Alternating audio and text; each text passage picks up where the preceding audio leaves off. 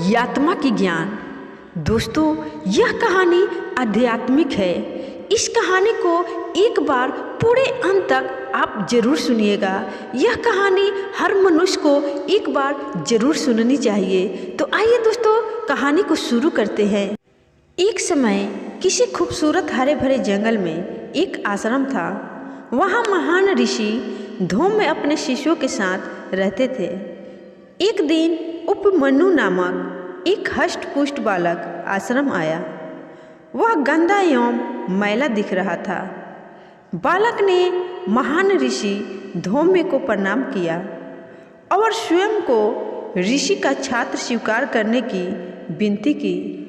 प्राचीन समय के गुरुकुल दिनों में गुरु निश्चित करते थे, यदि कोई छात्र जीवन के वास्तविक मूल्यों एवं सभी में भगवान को देखने के साथ प्रशिक्षित एवं शिक्षित होने के लिए गुरुकुल में स्वीकार किए जाने के वास्ते उपयुक्त है या नहीं। धौम ऋषि ने इस भारी भरकम बालक को गुरुकुल में स्वीकार करने का निश्चय किया।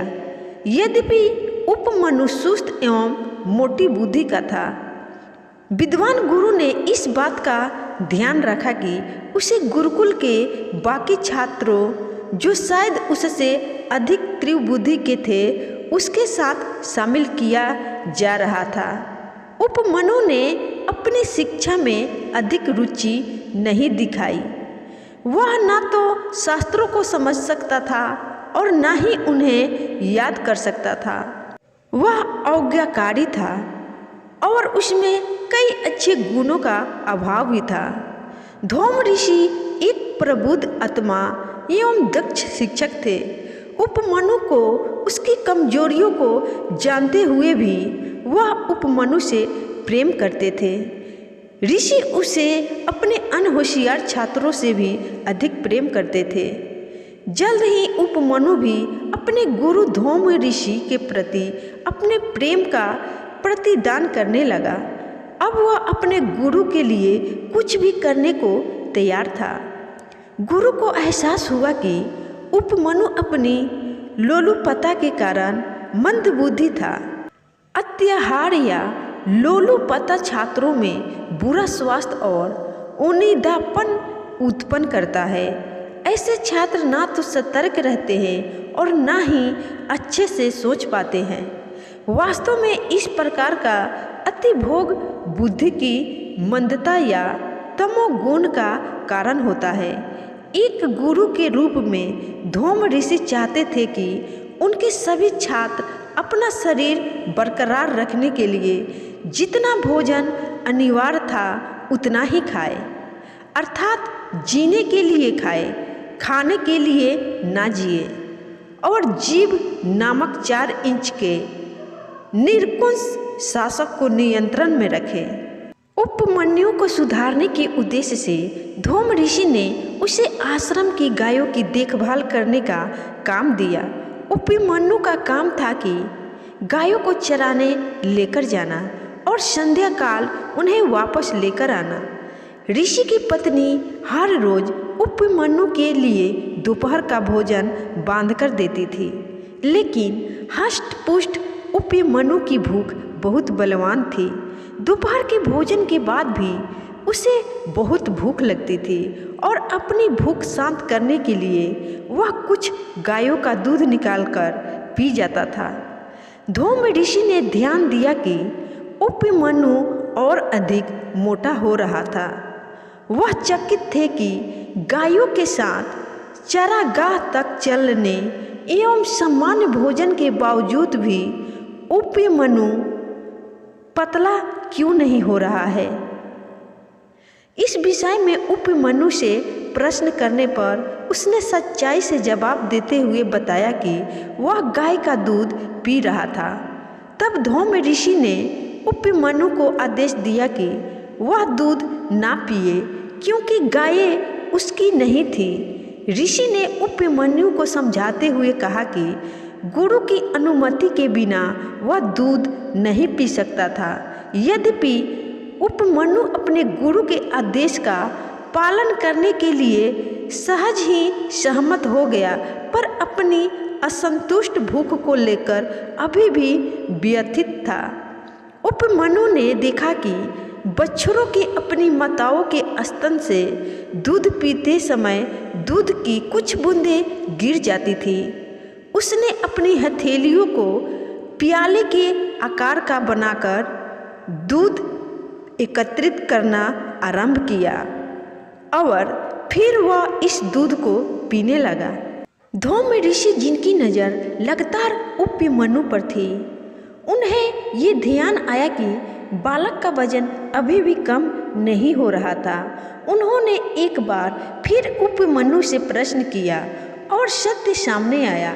धौम्य ऋषि ने उसे धीरता से समझाया कि बछड़ों के मुंह से गिरने वाला दूध अशुद्ध होता है, अतः ऐसे दूध को पीना उसके स्वास्थ्य के लिए हानिकारक हो सकता था।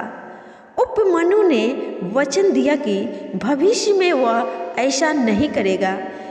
इन सभी घटनाओं के बावजूद उपमन्यु अपनी भूख पर नियंत्रण नहीं कर पा रहा था। एक दोपहर गायों को चराते हुए उसने एक पेड़ पर कुछ फल देखे और उसने वह फल खा लिए। अफसोस, वह फल जहरीले थे और उनका सेवन करने से वह अंधा हो गया।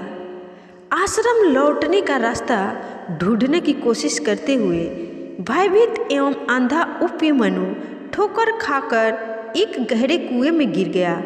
संध्या काल जब गायें उपमन्यु के बिना घर लौटी तो धौम्य ऋषि को एहसास हुआ कि कुछ गलत हुआ है और वह उपमन्यु की खोज में निकल पड़े। उन्हें उपमन्यु एक कुएं में गिरा दिखा और उन्होंने सावधानी एवं अत्यंत परिश्रम से उसे बाहर निकाला।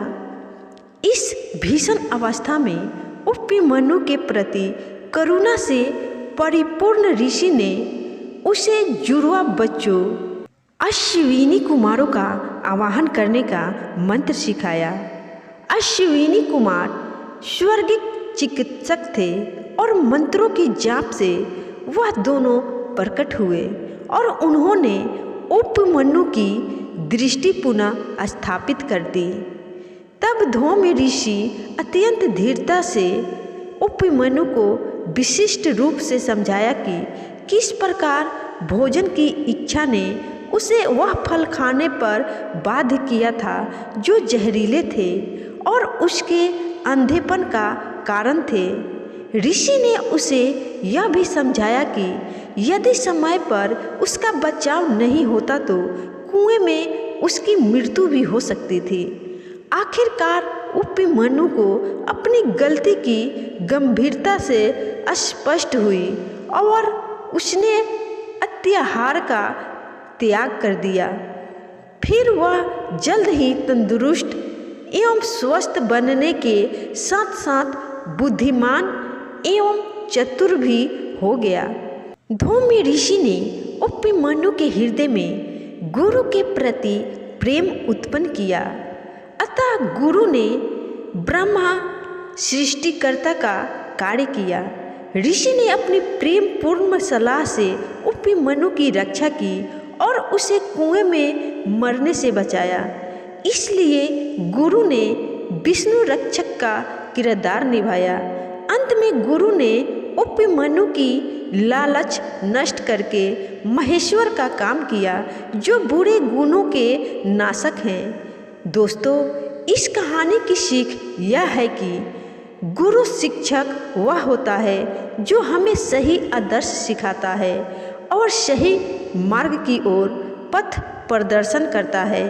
अपने शिक्षक के प्रति सदैव सम्मान एवं कृतज्ञता प्रदर्शित करनी चाहिए, चाहे वो गुरुकुल के गुरु हो, चाहे विद्यालय का शिक्षक हो और चाहे हमारे माँ बाप हो। हमें सदैव इनकी सम्मान करनी चाहिए। दोस्तों, अगर आपको यह कहानी अच्छी लगी हो तो वीडियो को लाइक और चैनल को सब्सक्राइब जरूर करिएगा। फेसबुक पर देख रहे हैं तो इस आईडी को फॉलो जरूर करिएगा। दोस्तों, इसी तरह की अच्छी अच्छी कहानी सुनने के लिए हमारे चैनल को अवश्य सब्सक्राइब करिएगा। धन्यवाद।